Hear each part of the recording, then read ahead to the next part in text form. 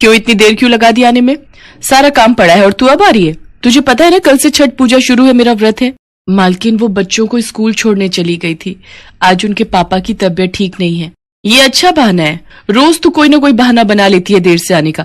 जाकर पहले बर्तन कर ले और सुन, शाम को मशीन लगा लियो, कपड़े पड़े हैं धोने को।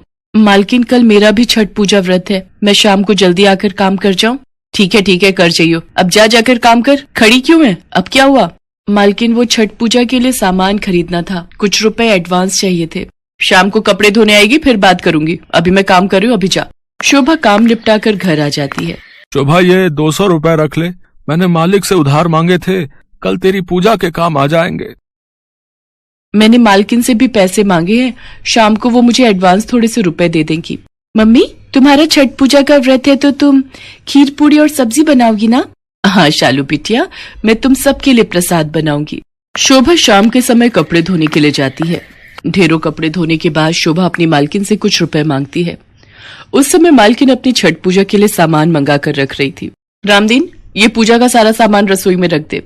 फल, मेवा, बांस की टोकरी और भी सारा सामान जो भी छठ पूजा का है बिल्कुल तरीके से रसोई में रखना। सुषमा, और कुछ मंगाना है तो बता दो, मैं बाजार जा रहा हूँ, लेता आऊंगा।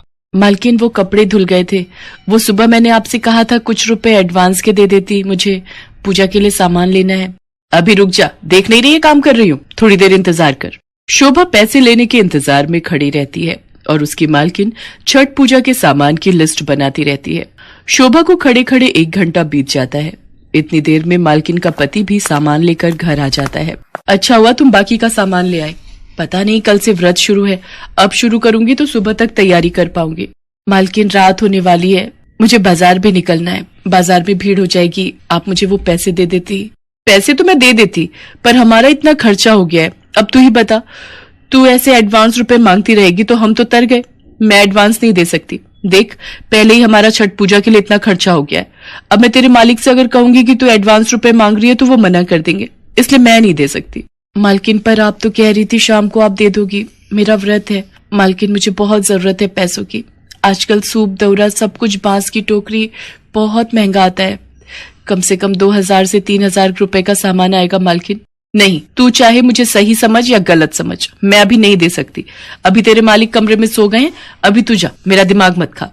शोभा की मालकिन ने उसका अच्छा फायदा उठाया था। एक गरीब की छठ पूजा एक अमीर के लिए कोई मायने नहीं रखती थी, ये उसकी मालकिन ने साबित कर दिया था। शोभा घर जाकर खूब रोती है, हे छठ मैया, मैं भी आपका व्रत रखना चाहती हूँ, पर सामान के लिए पैसे नहीं है, मैं क्या करूँ?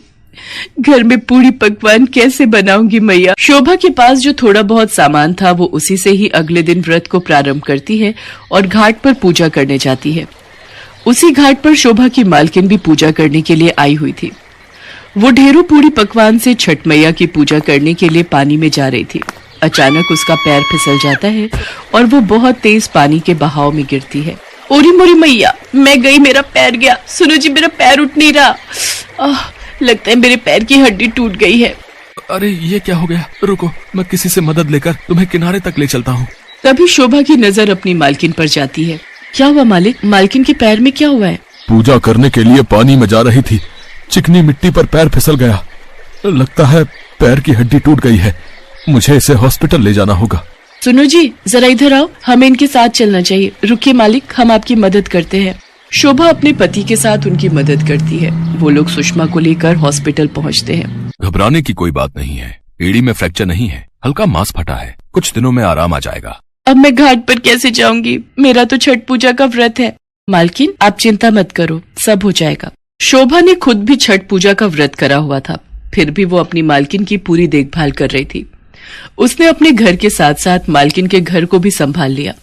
उनके दोनों बच्चों को समय पर खाना बना कर देना, मालिक को भी समय पर चाय नाश्ता देना, सब कुछ शोभा ही कर रही थी। मालिक, मालकिन को व्हीलचेयर पर घाट के पास बैठा देंगे आप? मालकिन की जगह घाट पर पूजा कर लेना, मैं आपको पूजा की विधि बताती जाऊंगी।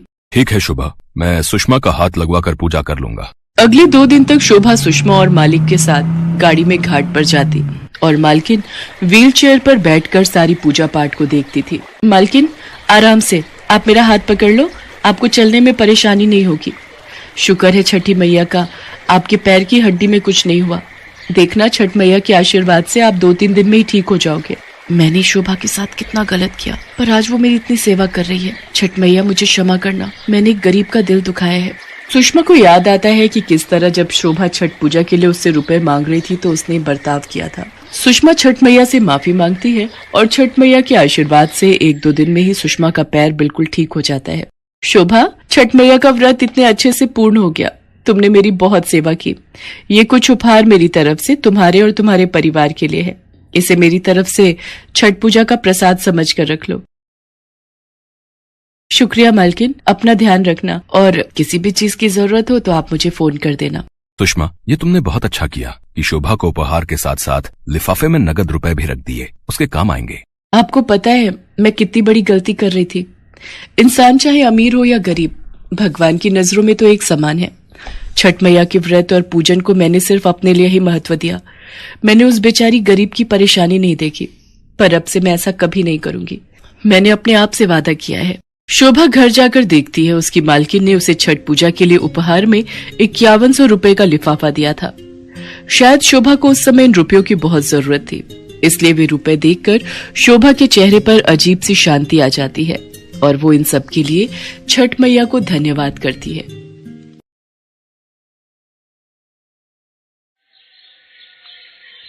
संगीता की माँ प्रेमा अभी रसोई से बाहर आई थी कि उनका फोन बज उठा। ये तो संगीता की सास का फोन आ रहा है। जी नमस्ते बहन जी, कैसी हैं आप? कुछ ठीक नहीं है, अपनी बेटी को यहाँ से ले जाओ, हम इसके साथ नहीं रह सकते बस। पर बहन जी, हुआ क्या जो आप? अपनी बेटी से ही पूछो। ये ले बता अपनी माँ को क्या हुआ है। मम्मी कुछ नहीं हुआ, बस वो दीपक के लिए दूध बनाया था, उन्हें दूध मलाई वाला पीना पसंद है, मैंने बिना मलाई वाला दे दिया। ये लड़की मेरे बेटे के खाने पर नजरें लगाती है। ये तो चाहती है मेरा बेटा सूख कर कांटा हो जाए और ये मोटी ताजी रहे। माँ जी ऐसी बात नहीं है, आप गलत सोच रहे हो। देखिए, अभी भी ये लड़की मेरी माँ से जुबान लड़ा रही है। मुझे इसके साथ नहीं रहना। पहले ही दोस्तों से मेरी नाक कटवा रखी है। जो देखो बस यही कहता है, तू कब बाप बनने वाला है, तू कब बाप बनने वाला है। अब तो तेरी शादी को 10 साल बीत चुके हैं। मैं क्या जवाब दूं? मेरी पत्नी बांझ है, वो मुझे बाप बनने का सुख नहीं दे सकती। एक बांझ लड़की को आपने मेरे साथ जोड़ दिया, ऊपर से घर में हम सबका जीना हराम किया हुआ है इसने। दीपक बेटा, ज्यादा खून मत जला। हमारी किस्मत ही फूटी हुई है जो ये बांझिन बहू हमारे खूंटे से बांधी। अब सिर पर खड़ी रहेगी? जा हमारे लिए 2 कप गरम चाय बना कर ला। माथा फटा जा रहा है तेरी शक्ल को देख देख कर। संगीता रोती हुई रसोई में चाय बनाने आ जाती है। हे भगवान, मैं क्या करूं? इसमें मेरा क्या दोष यदि मेरे भाग्य में माँ बनने का सुख नहीं आ रहा। पर इस तरह से बांझ और मनहूस भी सुन सुनकर जीने से तो अच्छा है मैं मर ही जाऊं। अगले दिन संगीता के माता पिता आते हैं। राजरानी उनके सामने तेज तेज बोलना शुरू हो जाती है। अरे हमारी तो मती मारी गई थी जो इस बांझिन को हमने अपने घर में बहू बना लिया। मेरे लड़के के लिए तो लाखों लड़कियां लाइन में लगी थी शादी करने के लिए, पर दीपक के बाबूजी ने आपकी बेटी को पसंद किया। पता नहीं इसके मनहूस कदमों के घर में पड़ते ही वो स्वर्ग से धार गए। बहन जी ऐसा न कहिए, हमने अपनी बेटी को सभी संस्कार देकर आपके घर भेजा था। अगर इससे कोई भूल हो जाती है तो बेटी समझकर माफ कर दिया कीजिए। संगीता, अपनी गलतियों के लिए माँ जी से माफी मांगो। रहने दीजिए बहन जी, ये ढोंग करने की जरूरत नहीं है। ये तो आप भी जानती हैं कि आपकी बेटी गलत है। अब एक ही रास्ता है, इसे कुछ दिन के लिए अपने साथ ले जाइए। जब हमें लगेगा कि ये सुधर गई है हम इसे खुद लेने आ जाएंगे। माँ जी, मैं माँ और बाबूजी के साथ नहीं जाना चाहती। आप ऐसा क्यों कर रही हैं? संगीता, तुम आज ही अपने मायके जाओगी। माँ ने जो बोल दिया सो बोल दिया, नहीं तो तुम मेरा गुस्सा जानती हो। संगीता, कोई बात नहीं, तू कुछ दिन के लिए चलकर हमारे साथ रह ले, दामाद जी तुझे लेने आ जाएंगे। संगीता को उस वक्त कुछ भी नहीं सोच रहा था। वो अपने माँ बाबूजी के साथ मायके आ जाती है। मायके आए संगीता को 1 हफ्ता बीत चुका था। माँ, आज 1 हफ्ता हो गया पर दीपक का एक भी फोन नहीं आया। मैंने माँ जी को भी मिलाया, उन्होंने भी कोई फोन नहीं उठाया। मेरा तो मन घबरा रहा है, वो मुझे लेने आएंगे भी ना? तू चिंता मत कर संगीता, हो सकता है दामाद जी को काम का बोझ हो, इसी वजह से उन्हें समय न मिल पा रहा हो। आ जाएंगे लेने, परेशान मत हो। संगीता के मन में घबराहट हो रही थी। उधर राजरानी और दीपक कुछ और ही खिचड़ी पका रहे थे। दीपक, तूने वकील साहब से बात की? कब बुलाया है उन्होंने? माँ, आज दोपहर को 2 बजे हम वकील साहब से मिलने जा रहे हैं, वहीं इन सब बातों का हल निकालेंगे। देखिए राज रानी जी, दीपक और संगीता की शादी को 10 साल बीत चुके हैं। शादी को काफी अरसा हो चुका है।